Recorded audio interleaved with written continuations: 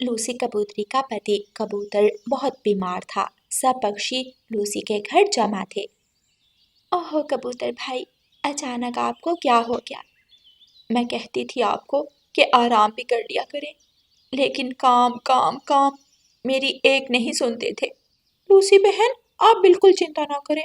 हम सब पक्षी तब तक आपके घर भोजन देने आते रहेंगे जब तक कबूतर भाई ठीक नहीं हो जाते।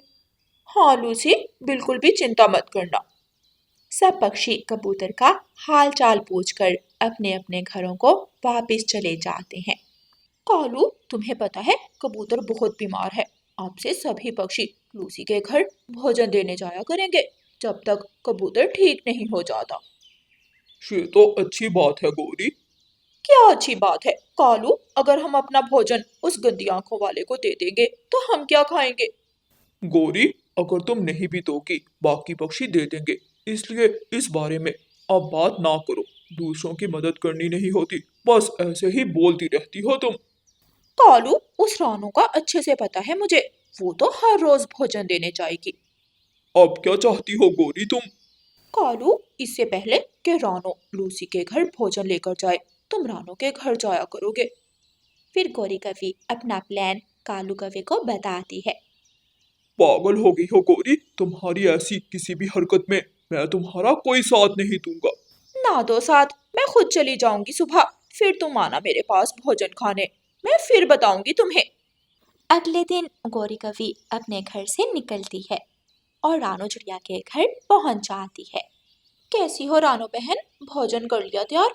वो मैं कबूतर के घर भोजन देने जा रही थी, सोचा तुम्हारा भोजन भी ले जाऊं। ये तो आपने बहुत अच्छा सोचा गौरी बहन। मैंने दोपहर के लिए भोजन खोजने जाना था। अगर आप मेरा भोजन भी ले जाएंगी तो मैं भोजन खोजने चली जाऊंगी। हाँ हाँ, जल्दी करो, भोजन लाओ, फिर मैं जाती हूँ। आप क्या लेकर जा रही हैं गौरी बहन? म- म- मैं मैं तो पराठे लेकर जा रही हूँ, जाते हुए घर से उठा लूंगी। रानू चिड़िया गौरी कवि को भोजन डिब्बे में पैक करके पकड़ा देती है। मेरी तरफ से पूछना कबूतर भैया को, मैं भी पता करने जाऊंगी शाम को। ठीक है रानो बहन, मैं चलती हूँ। गौरी कवि अपने घर चली जाती है। मजे ही मजे। वाह, ये खुशबू क्या लेकर आई हो गौरी? दूर दूर रहो अब, मत आना पास, मैं एक नवाला भी नहीं दूंगी। गौरी प्लीज मुझे भी दे दो ना, मैं कल जाकर ले आऊंगा। अच्छा अच्छा ठीक है। गौरी डिब्बा खोलती है। वाह, गाजर का हलवा। दोनों कौवे मजे मजे से हलवा खाने लगते हैं। रानू चिड़िया शाम को कबूतर के घर जाती है। कैसे हैं अब आप कबूतर भाई? अब तबीयत बेहतर है कबूतर जी की। रानू चिड़िया कबूतर का हाल पूछकर आ जाती है। लूसी, रानो बहन ऐसी है तो नहीं, जरूर आज भोजन कम होगा, वो कल दे जाएगी। अच्छा कबूतर जी, देखते हैं। गोरी से तो मुझे पहले ही उम्मीद नहीं थी, लेकिन रानो बहन ऐसे करेंगी, मैंने कभी नहीं सोचा था। ऐसे ही कई दिन गुजर जाते हैं। अब कबूतर की तबीयत ठीक हो गई थी। तोता कबूतर के घर आया हुआ था। तोते भाई, इस मुश्किल समय में आपने मेरी बहुत मदद की है। एक आपने साथ नहीं छोड़ा, बाकी सब का पता चल गया मुझे इस मुश्किल समय में। क्या मतलब कबूतर? रानो बहन ने भी आपका साथ नहीं छोड़ा? रानो बहन है ही बहुत अच्छी। बस तोते भैया, उस चिड़िया की बात ना करें मेरे घर में। भोजन भेजना तो दूर की बात, उस एक दिन के बाद वो मेरे पति का हाल भी पूछने नहीं आई। ऐसा हो ही नहीं सकता, रानो बहन ऐसे कर नहीं सकती, जरूर कोई समस्या होगी। अच्छा यार तोते, जो भी हुआ, बस रानो बहन से ये उम्मीद नहीं थी मुझे। अच्छा यार, मैं चलता हूँ। तोता कबूतर के घर से निकलता है और सीधा रानो चिड़िया के घर जाता है। कैसी हैं आप रानो बहन? मैं ठीक हूँ तोते भैया। आपको पता चल ही गया होगा कि अब कबूतर भैया की तबीयत ठीक हो गई है। अच्छा, लेकिन गौरी तो कह रही थी कि अभी कबूतर भैया ठीक नहीं हुए। रानो बहन खुद जाकर पता कर लेती तो आपको पता होता। बस तोते भैया, मैं घर मजबूत करने में मसरूफ हो गई। आज जरूर जाऊंगी। अच्छा, मैं चलता हूँ रानो बहन। तोता वहां से चला जाता है। गौरी कवि रानो चिड़िया के घर आती है। लाओ रानो, जल्दी दो भोजन। लेकिन गौरी बहन, लेकिन क्या, जल्दी दो, मैंने जाना है। रानो चिड़िया रसोई में जाती है। ये गौरी, मेरे साथ जरूर कोई चाल चल रही है। मुझे आज कबूतर भैया के घर जाकर पता करना होगा। लेकिन उससे पहले इस गौरी को तो आज मजा चिखाती हूँ। रानो चिड़िया पेट खराब करने वाली दवा निकालती है और भोजन में मिला देती है। ये ले गौरी बहन भोजन। गौरी भोजन लेकर जल्दी से वहां से चली जाती है। रानो चिड़िया कबूतर के घर जा रही थी कि रास्ते में ही उसे कबूतर और तोता दिखाई देते हैं। रानो चिड़िया उनके पास जाती है। कैसे हैं कबूतर भैया आप? रानो, तुम मुझसे बात ना ही करो तो अच्छा है। रानो बहन, ऐसा भी क्या, घर बनाने में मसरूफ थी, आप एक बार भी कबूतर भैया के घर नहीं गई। मेरी गलती है, मैं मानती हूँ कबूतर भैया, लेकिन मैं हर रोज स्वादिष्ट भोजन बनाकर गौरी बहन के हाथ भेजती थी। कबूतर हैरान हो जाता है। क्या? लेकिन वो गोरी तो एक दिन भी मेरे घर नहीं आई। सब मेरी गलती है, मुझे इस तरह उस पर विश्वास नहीं करना चाहिए था। ऐसे ही वो सब बातें कर रहे थे कि वहां से गौरी कवि और कालू कौवा भागते हुए जाते हैं। भागो कालू भागो, मेरा पेट, हाय मेरा पेट, जल्दी बुलबुल डॉक्टर के पास भागो। कबूतर भैया, मैं रोज भोजन भेजती थी, लेकिन ये दुष्ट कवि खुद खा लेती थी। मुझे माफ करना कबूतर भैया, मुझे गौरी पर विश्वास नहीं करना चाहिए था। गोरी कभी अपनी हरकतों से बाज नहीं आएगी। मैंने भी आपको गलत समझा रानो बहन।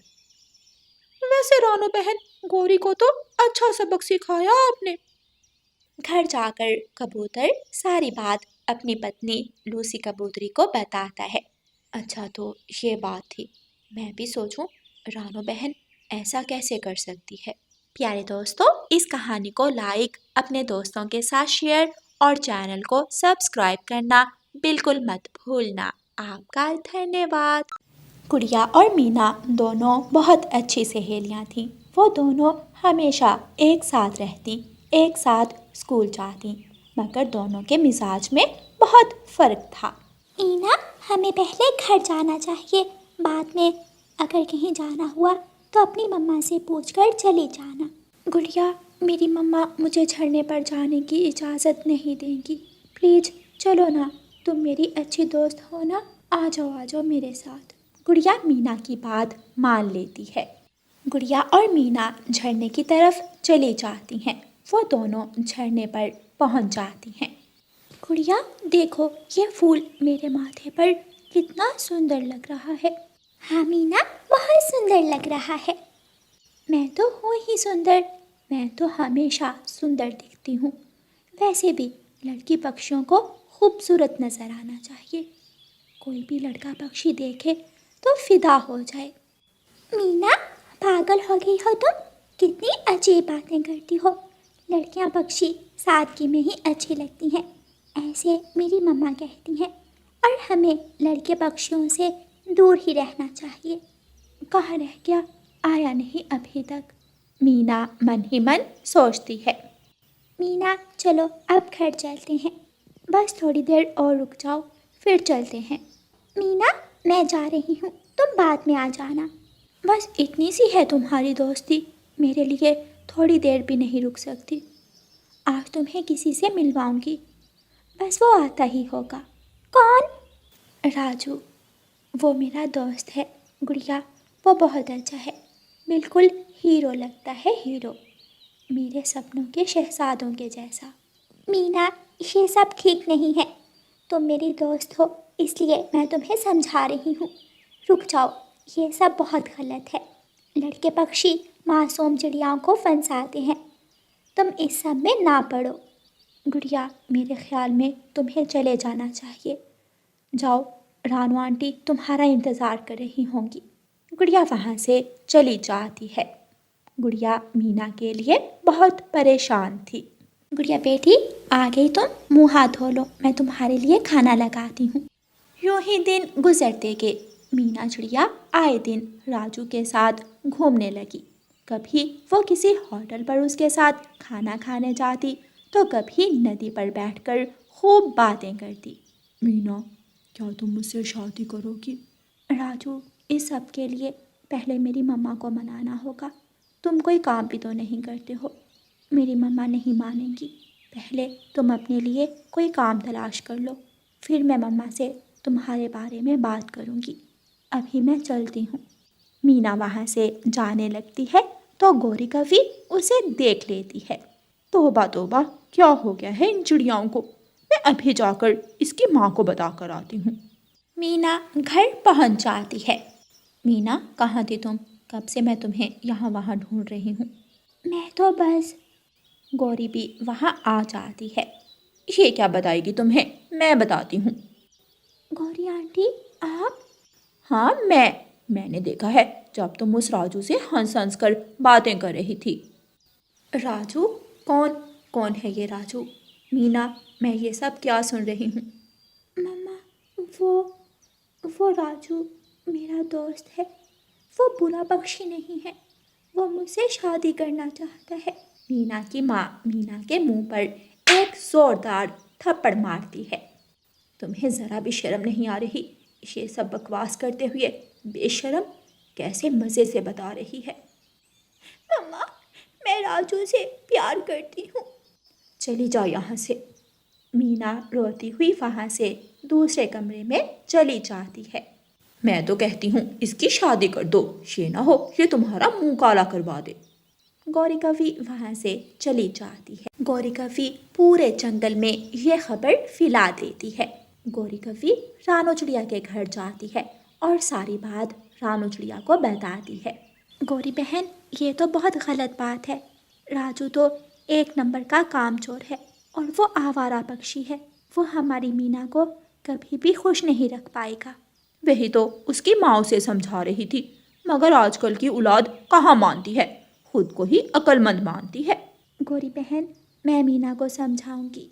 कुछ दिनों बाद मीना गुड़िया से मिलने उसके घर आती है। रानो चिड़िया और गुड़िया मीना को समझाती हैं। रानो आंटी, राजू गरीब है लेकिन दिल का बुरा नहीं है। मैं उसके साथ रह लूंगी। वो मुझसे प्यार करता है और मैं भी। मीना बेटी, तुम मेरी गुड़िया जैसी हो। मैं तो तुम्हें यही कहूँगी, वो चिड़ा अच्छा नहीं है। अपनी ज़िंदगी बर्बाद मत करो। सब मिलकर मीना को समझाते हैं, मगर मीना किसी की नहीं मानती। आखिर मीना की माँ मजबूर होकर मीना की शादी राजू से करवा देती है।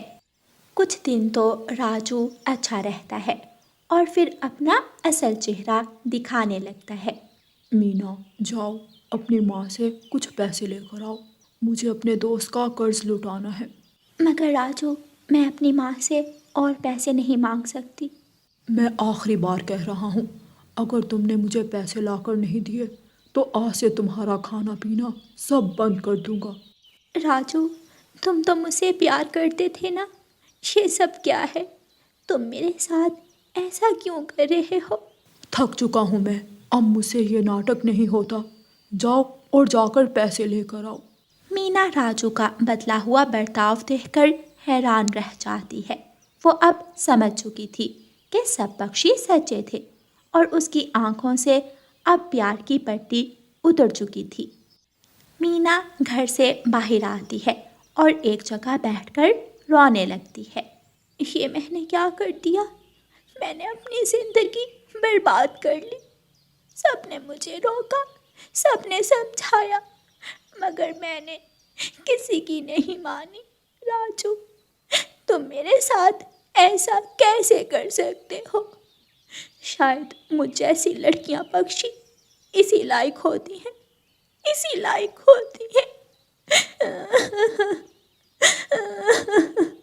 अब मीना के पास पछताने के सिवा कुछ ना बचा था। अब वो वापस भी नहीं जा सकती थी क्योंकि ये फैसला उसका अपना था। प्यारे दोस्तों, इस कहानी को लाइक, अपने दोस्तों के साथ शेयर और चैनल को सब्सक्राइब करना बिल्कुल मत भूलना। आपका धन्यवाद।